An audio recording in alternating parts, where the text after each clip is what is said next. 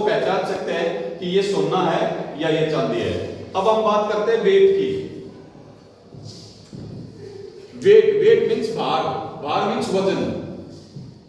हम दो धातुओं को वजन के आधार पर भी कंपैरिजन करके पहचान सकते हैं कि ये कौन सी धातु है।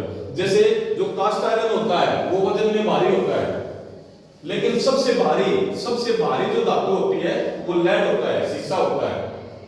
अगर शीशे के और लोहे के टुकड़े की बात करें तो शीशा जो होता है, लेड जो होता है, वो वेट में सबसे भारी होता है वजन में। अब तीसरा आपका कंडक्टिविटी, तीसरा आपका कंडक्टिविटी। कंडक्टिविटी मीन्स चालकता। जो धातु होगी, जो फेरस मेटल होगी, उसमें कंडक्टिविटी, चालकता यानी कि विद्युत का एक स्थान से दूसरे स्थान पर विचरण करना, वो सबसे अच्छी पाई जाती है। कॉपर में जो होती है वो सबसे अच्छी कंडक्टिविटी पाई जाती है।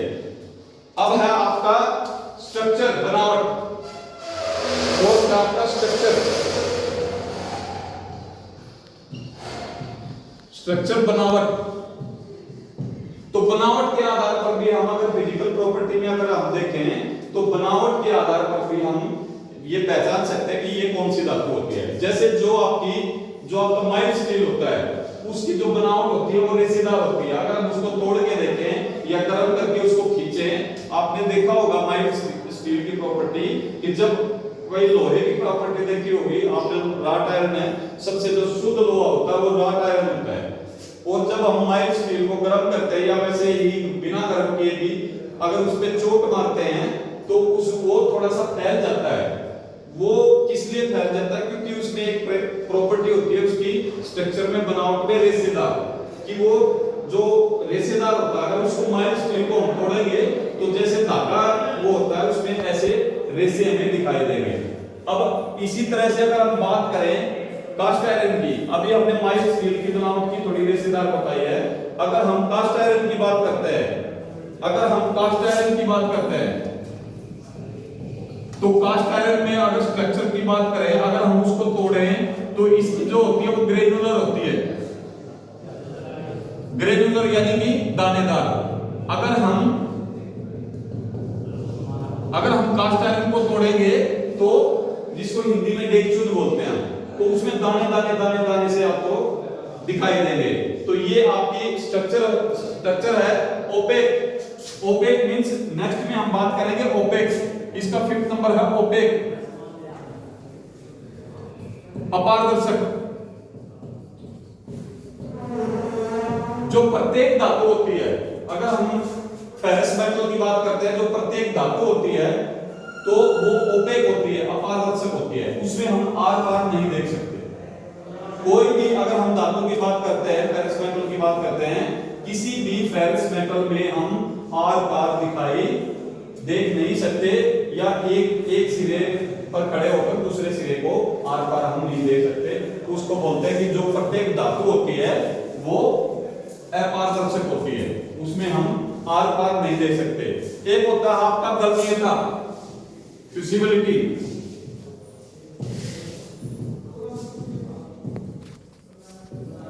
या गलनांक।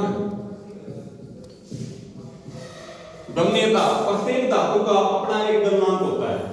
जैसे हम किसी धातु को गर्म करते हैं, जब वो गर्म होती है तो जिस टेम्परेचर पर वो सॉलिड फॉर्म से लिक्विड फॉर्म में आ जाती है, सॉलिड फॉर्म से द्रव्य फॉर्म में, लिक्विड फॉर्म में आ जाती है, उसको गलनीयता बोलते हैं, उसका गलनांक बोलते हैं। जैसे जो कॉपर होता है, कॉपर का गलनांक होता है 1083 डिग्री सेंटीग्रेड।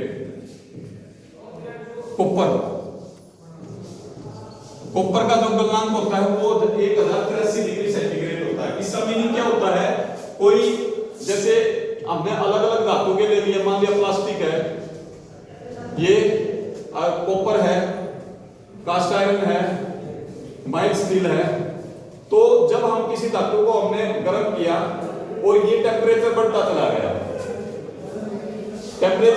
गया, ये एक सॉलिड फॉर्म में है, हमने फिर इसको और गर्म किया और जो कॉपर का 1083 डिग्री सेंटीग्रेड, 1083 डिग्री जो सेंटीग्रेड जब हम उसको तापमान देंगे, टेम्परेचर देंगे, तो वो गल के और पानी की तरह वो चलना स्टार्ट हो जाएगी। इसको बोलते हैं फ्यूसिबिलिटी या उस धातु का गलना। प्यारे बच्चों, हमने धातु के कुछ फिजिकल प्रॉपर्टी के बारे में जाना, जो धातु के हम भौतिक गुण भी बोल सकते हैं कि वो ऑटोमेटिकली प्रकृति से धातु को मिले हुए हैं। कुछ मैकेनिकल प्रॉपर्टीज भी हैं जिनके कारण हम धातु को पहचान सकते हैं। जैसे एक मैकेनिकल प्रॉपर्टीज आपकी मेलेबिलिटी। मेलेबिलिटी इस प्रॉपर्टी के कारण हम धातु को गर्म करके हम उसको फैला सकते हैं। इसको बोलते हैं मेलेबिलिटी। समझ गए? एक गुण होता है डक्टिलिटी। डक्टिलिटी के गुण के कारण, ये मैकेनिकल प्रॉपर्टी है जो धातु में पाई जाती है। मैकेनिकल प्रॉपर्टी के कारण हम धातु को गर्म करके उससे खींच के तार आदि हम बना सकते हैं। ये धातु की मैकेनिकल प्रॉपर्टी में आता है।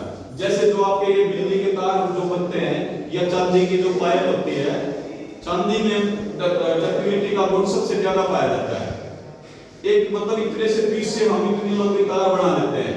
डक्टिलिटी के गुण के कारण ही धातु से हम खींच के तार आदि बनाते हैं। जैसे कॉपर जो है, कॉपर वायर कहते हैं नहीं हम, भाई सिल्वर की वायर दे दो, कॉपर की वायर दे दो। कॉपर वायर, कॉपर मींस तांबा, तांबे की वायर दे दो।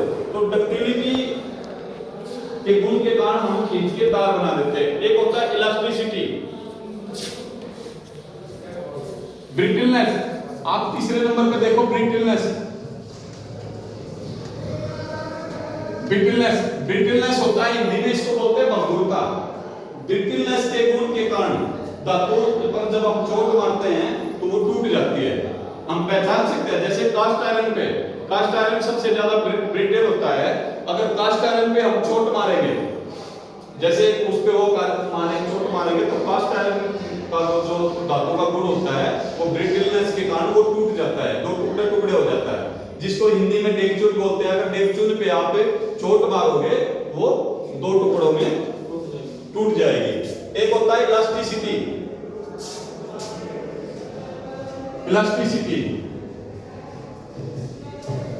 और एक होता है प्लास्टिसिटी।